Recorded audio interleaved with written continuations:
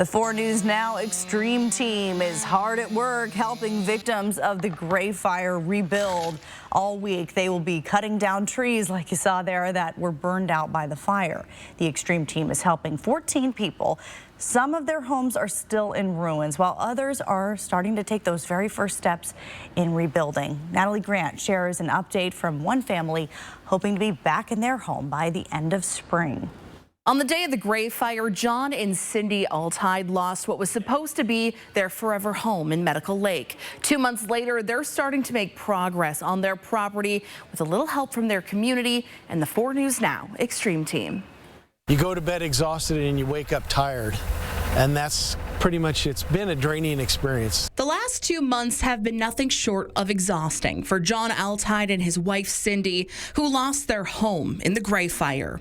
Since then, they've been living out of an RV, waiting for any sign of progress. Kind of hoping for a day when the foundation goes in and then the building becomes almost automatic.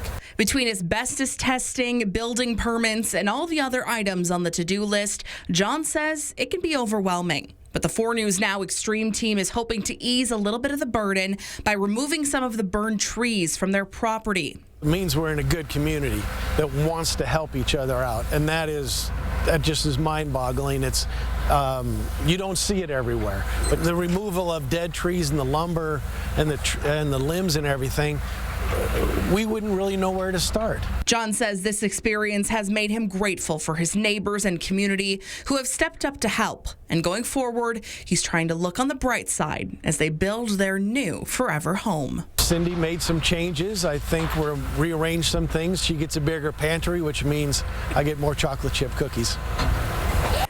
And that's a silver lining right there. John says they hope to be back in their house in the next 8 months or so, but until then, they're in an RV with their 2 dogs. Reporting in studio tonight, Natalie Grant, 4 News Now.